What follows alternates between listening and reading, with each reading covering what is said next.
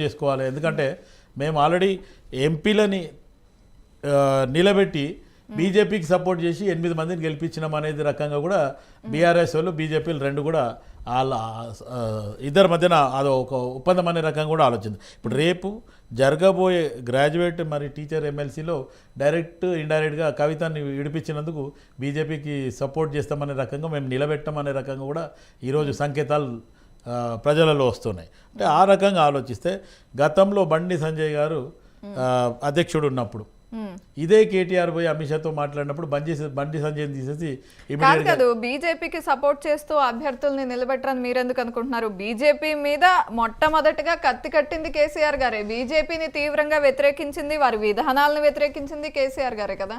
అయితే ఇప్పుడు కేసీఆర్ గారు ఇక్కడ మన తెలంగాణలోనేమో కేసీఆర్ మీద కత్తులు నూరుతాడు, ఢిల్లీలో పోయి ఇద్దరి మధ్యన షాల్వాలు కప్పుకొని లేకపోతే మనం ఒకటే అనే రకంగా మాట్లాడతారు. ఇప్పుడు ఈ రకంగా ఎంఐఎంని ఆలోచిస్తే కూడా ఎంఐఎం హైదరాబాద్లో వచ్చి ఒకటే ఒక అసదుద్దీన్ నిలబడతాడు, ఇటు నార్త్లో అంతా పోయి ఎంఐఎం నిలబెట్టి బీజేపీకి బీ టీమ్గా కాంగ్రెస్ పార్టీ మైనారిటీ ఓట్లు చీల్చడం ఇది గత 10 సంవత్సరాల నుంచి జరుగుతుంది. ఇప్పుడు ఇది ఢిల్లీ ఎలక్షన్లో కూడా మళ్ళీ అదే జరగడం జరిగింది. అంటే కాంగ్రెస్ పార్టీని మొత్తాన్ని ఇరకాటంలో పెట్టడం కానీ లేకపోతే బీజేపీ స్ట్రాటజీ ఏదైతే ఉందో మొత్తాన్ని కాంగ్రెస్ పార్టీని ఏ రకంగా రానియకుండా చూడాలనే రకంగా చాలా రకంగా అడ్డుపడింది.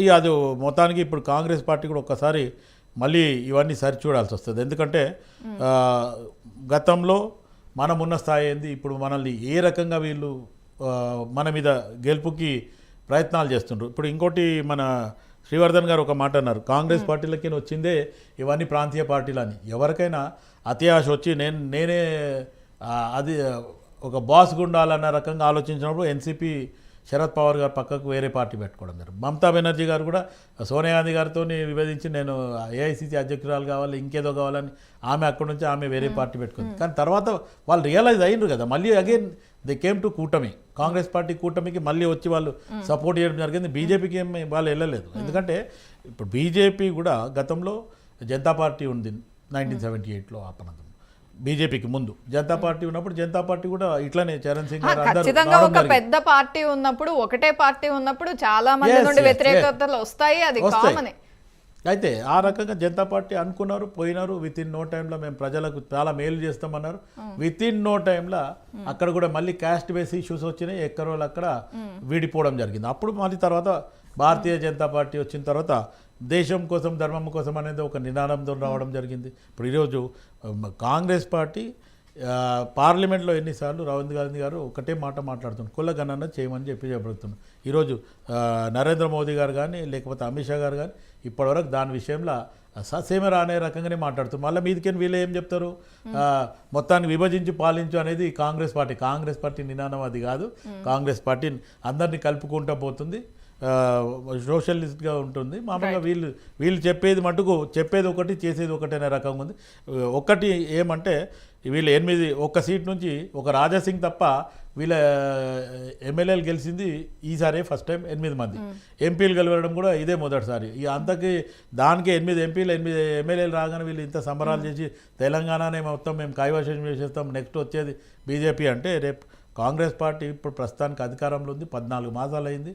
ఇప్పుడు ఈరోజు కాంగ్రెస్ పార్టీలో ఏదైతే విభేదాలు ఉన్నాయి లేకపోతే మంత్రులు లేరు అది లేదు అనేది ఇది అపోహ తప్ప ఈరోజు కాంగ్రెస్ పార్టీ అపోహ కాదండి. ఖచ్చితంగా మంత్రివర్గ విస్తరణ జరగలేదు, ఇంకా చేయాల్సి ఉంది. లేదు ఆల్రెడీ నిన్న కూడా రేవంత్ రెడ్డి గారు ఢిల్లీలో ఉన్నారు, డిస్కషన్ జరిగింది. వేణుగోపాల్ గారితో మాట్లాడము, తర్వాత కేసీ వేణుగోపాల్ కానీ లేకపోతే హైకమాండ్తో మాట్లాడిన తర్వాత ఇప్పుడు ప్రస్తుతానికైతే ఇట్లానే కొనసాగించండి, నెక్స్ట్ చేద్దామనే రకంగా చెప్పింది అనేది మీడియాలో వచ్చిన వార్తలు. అయితే ఇప్పుడు ఉన్న పరంగా అయితే ఇంత తొందరగా ఏం చేయరు. నేను ఇంకోటి బండి సంజయ్ గారి గురించి కూడా నేను మాట్లాడుతూ, గతంలో జిహెచ్ఎంసీలో వరదలలో కొట్టుకపోతే కారు పోతే కారు, బండి పోతే బండి, ఫోన్ పోతే ఫోన్, వాచ్ పోతే వాచ్ అనే రకంగా చెప్పి జిహెచ్ఎంసీ కైవశం చేసింది. ఈరోజు జిహెచ్ఎంసీలో వాళ్ళు ఏమి ఇచ్చిండ్రు ఏం లేదనేది కూడా ప్రజలు కూడా వాళ్ళకు అర్థమవుతుంది ఏం చేస్తుండ్రు అనేది. బీజేపీ చెప్పేది ఒకటి చేసేది ఒకటి అనేది కూడా వాళ్ళకు కూడా అర్థమైంది. ఇప్పుడు ఈరోజు ఢిల్లీలో ఆమ్ ఆద్మీ పోవడానికి ఒక కారణం అంటే యాంటీ ఇన్కంబరెన్సీ కూడా అక్కడ పనిచేస్తుంది 10 సంవత్సరాలు. మొన్న అనుకోకుండా ఇది బీజేపీ మళ్ళీ కూడా ప్రధానమంత్రి నరేంద్ర మోదీ గారు మూడోసారి హ్యాట్రిక్ రావడం, అది యాంటీ ఇన్కంబరెన్స్ని ఇండియా కూటమిలో కొంచెం వాళ్ళ విభేదాలనే వీళ్ళు ఎన్కాష్ చేస్తున్నారు అనేది నా గట్టి నమ్మకం. ఇంకొకటి ఏంటంటే నెక్స్ట్ కాంగ్రెస్ పార్టీలో ఏదైతే గత 3 రాష్ట్రాల ఎలక్షన్లో జరిగి ఇప్పుడు ఢిల్లీలో కూడా మనం చూస్తే రేపు కాంగ్రెస్ పార్టీ ఖచ్చితంగా దీని మీద దృష్టి పెట్టాలా. హైకమాండ్ కానీ అడ్వైజర్స్ కానీ వీళ్ళందరూ కూడా ఒక్కసారి మళ్ళీ సరి చూసుకోవాలి. ఎందుకంటే బీజేపీ మ్యాండేట్ ఇంత పెరగడానికి కారణమైంది, మనకు తగ్గడానికి కారణమైంది అనేది కూడా ఈరోజు హైకమాండ్ కానీ లేకపోతే ఎవరైతే అడ్వైజర్ ఒప్పుకుంటున్నారు శివకుమార్ గారు, అభినందించాలి. ఖచ్చితంగా సరి చూసుకోవాలి కాంగ్రెస్ పార్టీ అంటూ చెప్తున్నారు. దీపా గారు నేను ఇప్పుడే కాదు, హర్యానా అప్పుడు కూడా చెప్పడం జరిగింది. మన దగ్గర డిబేట్ కానీ ఇంకెక్కడ అయినప్పుడు ఐ న్యూస్ కానీ స్వతంత్రాలు ఎక్కడన్నా నేను పోయినా అంటే మన తప్పులను కూడా మనం సవరించుకోవాలా. మనం కింద పడిపోయినాక కూడా నేను పైన ఉన్నా అంటే కుదరదు. ఖచ్చితంగా కాంగ్రెస్ పార్టీ ఎక్కడ తప్పులు జరిగినాయి లేకపోతే ఏం జరిగింది అనేది కూడా అది సరిచూసుకోవాలి. అదే ప్రియాంక గాంధీ గారు కూడా మాట్లాడుతూ కార్యకర్తలు చాలా కష్టపడి పనిచేశారు, ఢిల్లీ ప్రజలు మార్పు కోరుకున్నారు అంతే అంటూ చెప్పడం జరిగింది. దీపా గారు నేను మన ఆంధ్రప్రదేశ్ అయినా సరే ఇప్పుడు ప్రస్తుతం తెలంగాణలో అయినా సరే కాంగ్రెస్ పార్టీ అధికారంలో వచ్చి 14 మాసాలు జరుగుతుంది. ఈరోజు ముఖ్యమంత్రి గారు మళ్ళీ ఒకసారి నేను మన యోయో టీవీ లైవ్ డిబేట్ ద్వారా చెప్తున్నా, ముఖ్యమంత్రి గారు ఖచ్చితంగా మీ వెనకాల ఏం జరుగుతుంది, సెక్రటరియట్లో పనితీరు ఎట్లా ఉంది, మంత్రివర్గంలో పనితీరు ఎట్లా ఉంది, మంత్రుల దగ్గర పనిచేసే ఓఎస్డీలు కానీ వాళ్ళ ఆఫీస్ కానీ ఎట్లా ఉంది, కార్యకర్తలని గుండెలో పెట్టుకుంటా అంటుండ్రు, కార్యకర్తలని ఎవరు గుండెలో పెట్టుకుంటున్నారు, ఎవరు పెట్టుకుంటలేరు. అది కష్టపడిన వాళ్ళకే పదవులు ఇస్తామంటున్నారు, ఎవరు కష్టపడుతుండ్రు, ఎవరు ఉన్నారు అది కూడా చూడాలా. ఈ బ్యాక్ డోర్ ఎంట్రీ పాలిటిక్స్ కాంగ్రెస్లో వదులుతూనే కానీ కష్టపడిన కార్యకర్తలకు అధికార పదవులు ఇస్తాయి. ఎందుకంటే పార్టీ సిద్ధాంతం వేరు, జంపు జలానీలు వేరు. జంపు జలానీలు ఖాళీ అధికారం గురించే వస్తున్నారు, వాళ్ళు వెళ్ళిపోతున్నారు. అటువంటి వాళ్ళు కాకుండా పార్టీకి కట్టుబడి ఉండి పార్టీకి అంకిత భావంతో పనిచేసిన వాళ్ళకి మటుకు ఖచ్చితంగా రేపు రాబోయే రోజుల్లో కానీ అటు హైకమాండ్ అయినా సరే ఇదైనా సరే. ఎందుకు నేను ఈ మాట ఎందుకు చెప్తున్నా అంటే దీపా గారు, గత 25 సంవత్సరాల కింద ఏదైతే హైకమాండ్కు నేను ఏదైతే మెరిట్స్ అండ్ డిమెరిట్స్ వాళ్ళకి రాసి పంపించడంతో వాళ్ళు నన్ను అప్రిషియేట్ చేస్తూ సోనియా గాంధీ, రాహుల్ గాంధీ, అప్పట్లో ఉన్న ఎంతమంది అయితే మన తెలంగాణకు ఇన్ఛార్జీలు ఉండేనో దిగ్విజయ్ సింగ్ గారు, తర్వాత వీరప్ప మొయిలీ గారు కానీ ఇంకా అప్పట్లో ఉన్న అందరూ కూడా అప్రిషియేట్ చేస్తూ నాకు రిటర్న్గా మళ్ళీ రిప్లై లెటర్స్ పంపించడం జరిగింది.